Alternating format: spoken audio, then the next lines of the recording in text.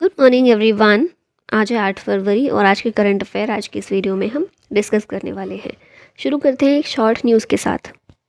तो रिलायंस इंडस्ट्रीज़ और उसका व्हीकल पार्टनर है अशोक लेलैंड, इन दोनों ने मिलकर अनवील किया है इंडिया का पहला hydrogen internal combustion engine heavy duty trucks के लिए, और इसे फ्लैग ऑफ किसने किया है? पीएम नरेंद्र मोदी ने। उसके बाद बात करें वर्ल्ड का पहला हाइड्रोजन पावर ट्रेन, ये कहाँ पर लॉन्च की गई थी? जर्मनी में। रेलवे मिनिस्टर जो हमारे हैं अश्विनी वैष्णव, उनके द्वारा अनाउंस किया गया इंडिया का पहला हाइड्रोजन पावर ट्रेन, जो कि दिसंबर 2023 से शुरू हो जाएगी कालका शिमला हिस्टोरिक सर्किट के लिए। ठीक है, ये चीज़ें आपको याद रखनी है। अब आते हैं अपने क्वेश्चंस पर। Who inaugurated India Energy Week 2023 in Bengaluru? India Energy Week 2023 Bengaluru में किसने इनॉग्रेट किया? आंसर है नरेंद्र मोदी, हमारे प्रधानमंत्री। 6 से 8 फरवरी के बीच ये कंडक्ट हुआ। इसका एम है to showcase India's rising progress as an energy transition power house.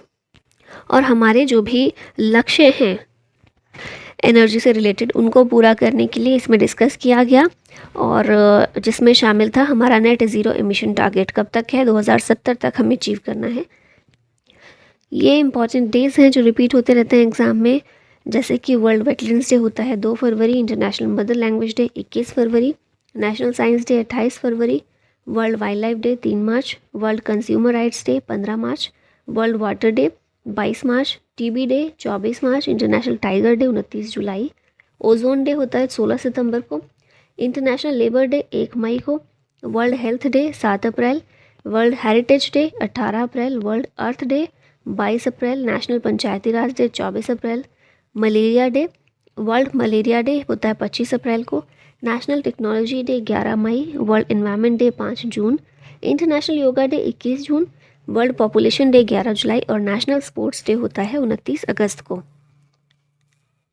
Next question है, विच of the planet has most number of moons? कौन से प्लैनेट की सबसे ज़्यादा संख्या में चंद्रमा है? अभी तक इसके लिए हम सैटर्न याद करते थे, लेकिन अभी कौन सा हो गया है? जुपिटर हो गया है। यहाँ देखिए, वॉशिंगटन के गार्नेज इंस्टीट्यूट फॉर साइंस के एक एस्ट्रोनॉमर हैं जिनका नाम है स्कॉट शेफर्ड।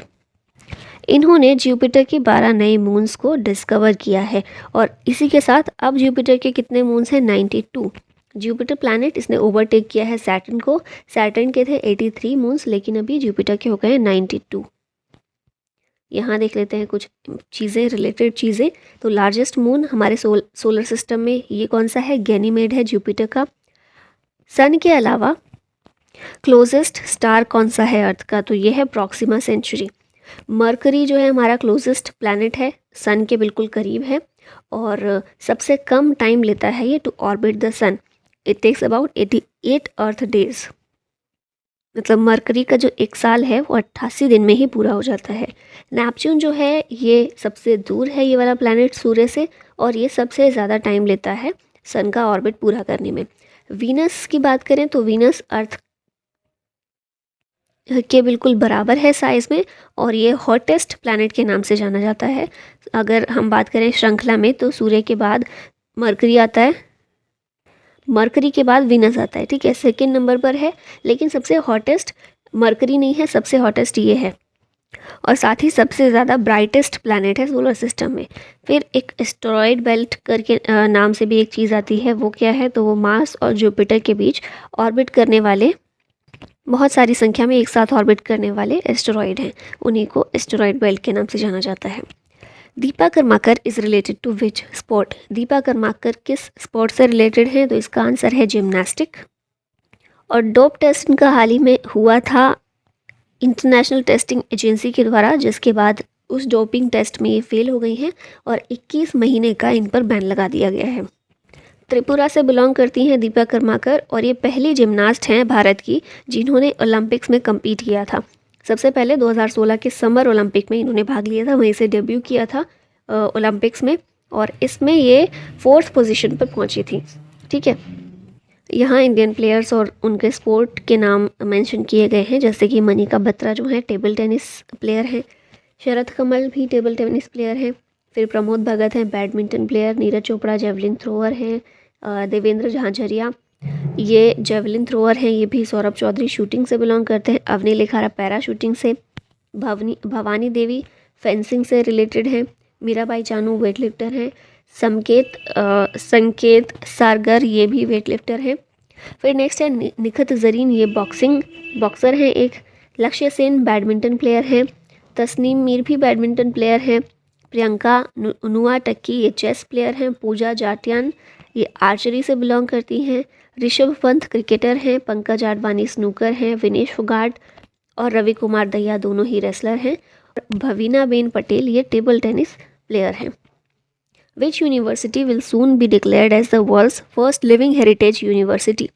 कौन सी ऐसी यूनिवर्सिटी है? तो ये है विश्व भारती यूनिवर्सिटी। इसकी स्थापना कब हुई थी? 1921 में हुई थी। रविन्द्रनाथ टैगोर ने इसकी स्थापना की थी और इसे जल्द ही मिलने वाला है हेरिटेज टैग फ्रॉम यूनेस्को। और इसे डिस्टिंक्शन कौन सा मिलेगा? वर्ल्ड का first living heritage university.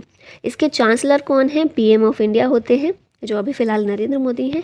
Vice chancellor हैं विद्युत चक्रवर्ती। और कहाँ पर ये है? शांति निकेतन वेस्ट बंगाल में ये स्थित है। अभी यूनेस्को की बात कर लेते हैं तो United Nations Educational Scientific and Cultural Organization इसकी फुल फॉर्म है। हेडक्वार्टर है पेरिस फ्रांस में और स्थापना हुई थी 16 नवंबर 1945 को। डायरेक्टर जनरल इस समय है ऑड्रे अज़ौले, जो कि फ्रांस से बिलोंग करते हैं। अभी हम फिलहाल बात करें तो भारत में 40 यूनेस्को वर्ल्ड हेरिटेज साइट्स हैं, जिनमें से 32 कल्चरल हैं, 7 नेचुरल हैं और एक मिक्स्ड टाइप की है। मिक्स्ड कौन सी है? कंचनजंगा। धौलावीरा गुजरात और रामप्पा टेम्पल तेलंगाना ये लेटेस्ट एडिशन है जो कल्चरल कैटेगरी में शामिल किए गए थे। इटली में सबसे ज़्यादा यूनेस्को वर्ल्ड हेरिटेज साइट है, कितनी है? 58 साइट्स है। और चाइना सेकेंड नंबर पर है, 56 UNESCO world heritage sites China में है। ठीक है, सबसे ज़्यादा इटली, फिर चाइना, भारत में कितनी है? 40 है। Who is appointed as MD and CEO of Mahindra Finance? तो आंसर है रॉल रेबोलो। ये बने हैं महिंद्रा फाइनेंस के MD और CEO। इन्होंने किसको रिप्लेस करने वाले हैं? ये रमेश अय्यर को। और फिलहाल ये इसी कंपनी में चीफ ऑपरेटिंग ऑफिसर के रूप में काम कर रहे हैं। ठीक है, यहाँ देख लेते हैं कुछ और बैंक के MD और CEO। तो बंधन बैंक के कौन है? चंद्रशेखर घोष हैं। बंधन बैंक का हेडक्वार्टर है कोलकाता में। पंजाब नेशनल बैंक का हेडक्वार्टर है नई दिल्ली में और इसके MD CEO हैं Atul Kumar Goyal. ICICI bank Mumbai based है और संदीप बख्शी इसके MD और CEO हैं। HDFC bank Mumbai based, Shashidhar Jagdishan इसके MD हैं। एक्सिस बैंक जो है ये भी मुंबई में बेस्ड है और अमिताभ चौधरी इसके MD हैं।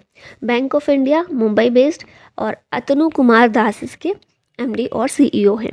Central bank of India MV Rao CEO हैं और मुंबई बेस्ड ये बैंक है। कोटक महिंद्रा बैंक ये उदय कोटक इसके MD और CEO हैं और हेडक्वार्टर है इसका मुंबई में। केनरा बैंक LV प्रभाकर और हेडक्वार्टर है बेंगलोर में।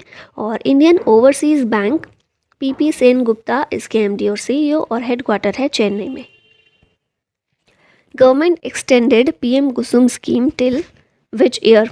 तो गवर्नमेंट ने एक्सटेंड कर दी है PM कुसुम स्कीम को और कब तक? 2026 तक। ठीक है, PM कुसुम इसकी फुल फॉर्म क्या है? प्रधानमंत्री किसान ऊर्जा सुरक्षा एवं उत्थान महाभियान। 2019 में ये स्कीम लॉन्च की गई थी। इसका एम क्या है? To add a solar capacity of 30,800 megawatt by 2022 और अब इसे एक्सटेंड किया गया है। Minister of new and renewable energy कौन है फिलहाल? RK सिंह है। यहाँ कुछ अदर स्कीम्स हैं जिनके लॉन्च ईयर दिए गए हैं, जैसे प्रधानमंत्री जन धन योजना 28 अगस्त 2014 को लॉन्च हुई थी। प्रधानमंत्री मुद्रा योजना 8 अप्रैल 2015 को। अटल पेंशन योजना 9 मई 2015 को लॉन्च की गई। Digital India 1 July 2015। Make in India 25 सितंबर 2014। स्वच्छ भारत मिशन 2019 को। आयुष्मान भारत 2018 में। और prime minister street vendors Atmanirbhar Nidhi ये लॉन्च की गई 1 जून 2020 को। Who chaired CEO conclave at Plast India 2023?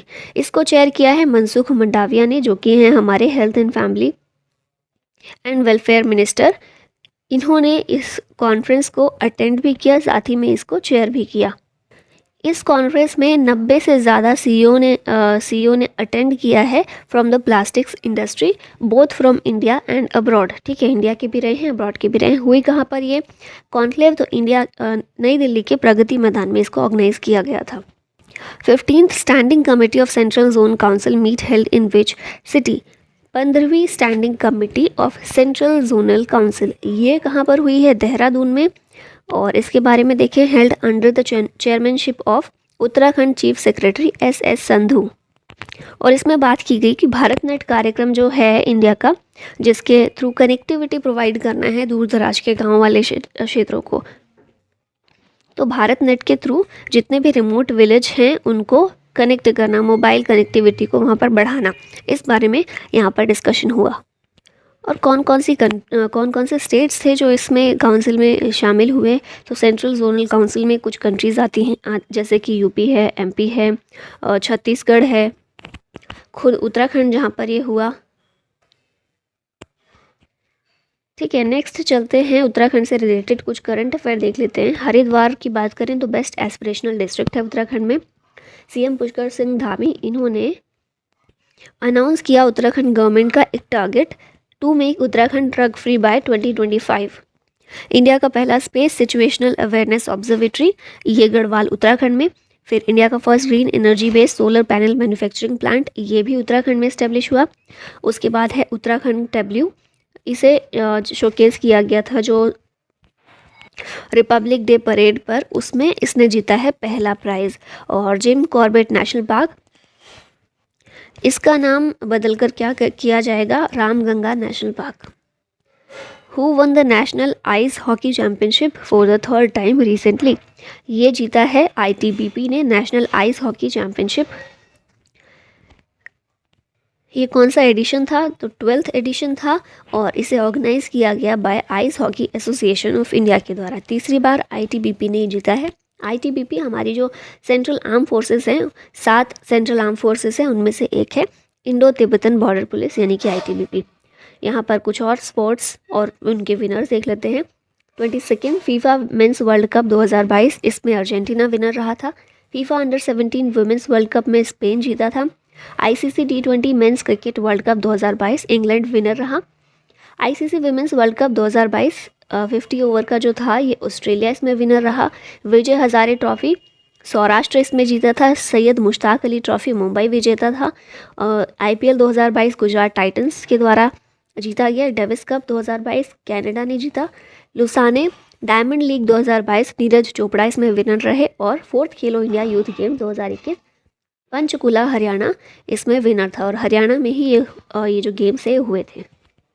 Which of the following became first retailer to accept digital rupee at stores? ये जो पहला रिटेलर है इसका, ये रहा है रिलायंस, जिसने डिजिटल रुपी स्टोर्स पर जारी किए हैं, एक्सेप्ट किए हैं। डिजिटल रुपी बेसिकली जो सेंट्रल बैंक डिजिटल करेंसी है, मतलब ऐसी करेंसी जिसे जो एक वैध मुद्रा है, जो फिएट मनी है, लेकिन उसे मान्यता, ऐसी करेंसी की बात की जा रही है जो फिएट मनी है, जिसे मान्यता दी गई है सरकार के द्वारा। और जैसे हम नोट्स अपने यूज़ करते हैं ना, उसी तरह से डिजिटल करेंसी होगी। आरबीआई के द्वारा इसको जारी करने की बात की गई थी। ये डिजिटली होगी, ये फिज़िकल फॉर्म में ये नहीं अवेलेबल होगी, डिजिटली होगी, इसको डिजिटली यूज़ किया जा सकेगा। तो यही है सीबीडीसी। आरबीआई ने इसको बात की थी कि लॉन्च किया जाएगा आरबीआई के द्वारा, और आरबीआई ही इशू करेगा। ठीक है, जैसे अलग अलग बैंक्स हैं, तो बैंक्स को आरबीआई इशू करेगा, फिर बैंक के ज़रिए वो मार्केट में आ जाएगी। यही है सेंट्रल बैंक डिजिटल करेंसी, या फिर इसे आम भाषा में डिजिटल रुपी के नाम से भी जानते हैं। अब देखिए, डिजिटल रुपी और ई रुपी, इन दोनों में कंफ्यूज नहीं होना है। ई रुपी भी आपने देखा होगा, और यहाँ पर डिजिटल है, तो दोनों अलग हैं। इलेक्ट्रॉनिक रुपी क्या है? तो ये जस्ट एक वाउचर है। वाउचर इन द सेंस कि मान लीजिए सरकार की कोई स्कीम है और सरकार को पैसे देने हैं किसी व्यक्ति को, तो वो पैसे या फिर डायरेक्ट बेनिफिट ट्रांसफ़र जो होता है, डायरेक्ट पैसे ट्रांसफ़र कर दिए जाते हैं अकाउंट में, या फिर पैसे फिजिकल तौर पर दे दिए जाते हैं। उसकी जगह सरकार ने कुछ स्कीम्स में ये तरीका अपनाया था कि ई रुपी जारी किया जाएगा। ई रुपी या तो एक एसएमएस कोड होगा या फिर एक वाउचर होगा, जैसे नहीं स्कैन करते हैं क्यूआर कोड, उस तरह से। तो या तो एसएमएस के ज़रिए भेजा जाएगा या फिर इसको फिजिकल भी लिया जा सकता है और उस कोड को जिस भी पर्टिकुलर स्कीम के लिए ई रुपी जारी किया जा रहा है उसी स्कीम के लिए और उसी चीज़ को ख़रीदने के लिए इसका यूज़ किया जा सकता है। तो पैसे नहीं है आपके पास, आप शॉप में जाएंगे, जिस भी चीज़ के लिए स्कीम है, मान लीजिए फर्टिलाइज़र के लिए है नहीं, लेकिन मैं एग्जाम्पल के तौर पर बता रही हूँ कि मान लीजिए फर्टिलाइज़र के लिए ई रुपी जारी किया गया है, तो किसान वो लेगा SMS या फिर QR कोड और फर्टिलाइज़र की शॉप में जाएगा, फर्टिलाइज़र ख़रीदेगा और ये जो वाउचर जारी किया गया उसे वो शॉपकीपर को दे देगा। तो शॉपकीपर उसको रिडीम करके पैसे उसको अपने आप मिल जाएंगे। ठीक है, बैंक के पास ऑलरेडी पैसे हैं इस स्कीम के लिए, तो वो शॉपकीपर को दे देंगे। तो इस तरीके से जहाँ के लिए यूज़ किया, मतलब जहाँ के लिए सरकार ने पैसे जारी किए हैं, स्कीम शुरू की है, वहीं पर पैसा जाए, इसके लिए ई रुपी था। तो डिजिटल रुपी से काफ़ी अलग है। डिजिटल रुपी जैसा हम अपने पैसे यूज़ करते हैं, नोट्स होते हैं हमारे पास या फिर ऑनलाइन मोड में यूज़ करते हैं, वो भी ऑनलाइन मोड में जो है उनको हम ऑफलाइन भी करवा सकते हैं ना, फिजिकल भी ATM से या बैंक से निकाल सकते हैं। बट डिजिटल रुपी जो होगा उसको निकाल नहीं सकते हैं, वो सिर्फ डिजिटल फॉर्म में होगा। तो बहुत सी कंट्रीज़ हैं जो इसको जारी कर चुकी हैं, डिजिटल करेंसी को, CBDC को, basically central bank digital currency. और कुछ कंट्री हैं जो प्रयोग कर रही हैं, जैसे भारत है अभी इसमें लगा हुआ है कोशिश में। इसी तरह चाइना है जिसने बोला कि 2023 तक कंप्लीट वो डिजिटल करेंसी अपने यहाँ पर इस्तेमाल करने लग जाएंगे। हाँ, ये भी याद रखिएगा क्रिप्टो करेंसी भी ये नहीं है, क्योंकि क्रिप्टो करेंसी जो होती है वो, उसमें क्या फ़र्क है, वो सेंट्रल बैंक या गवर्नमेंट के अंडर नहीं होती। ठीक है, और ये जो होगी इसको खुद RBI ही जारी करेगा। तो ये भी डिफरेंस है क्रिप्टो करेंसी से, इसे कंफ्यूज भी नहीं करना है। RBI ने इसको कब किया था इंट्रोड्यूस? 1 दिसंबर 2022 को किया था। खैर, हम क्वेश्चन से काफ़ी हम डीप चले गए हैं। तो हम बात कर रहे थे कि पहला रिटेलर कौन है। रिलायंस रिटेल है जो बना है पहला इंडियन रिटेलर जिसने सेंट्रल बैंक डिजिटल करेंसी को इंट्रोड्यूस किया है, एक्सेप्ट किया है, जिसे डिजिटल रुपी के नाम से भी जाना जाता है। कंपनी जो है ना, इसको पायलट प्रोजेक्ट के रूप में शुरू करेगी और मुंबई के सिर्फ एक स्टोर में इसको अभी चालू किया गया है। ये facility innovative technologies, ICICI bank और कोटक महिंद्रा बैंक के साथ मिलकर शुरू किया गया है। यहाँ अब लास्ट में आप लोगों के लिए क्वेश्चन है, एशिया का लार्जेस्ट हेलीकॉप्टर फैक्ट्री ये किस स्टेट में ओपन किया गया? ऑप्शंस हैं गुजरात, कर्नाटक, तमिलनाडु या फिर उत्तर प्रदेश।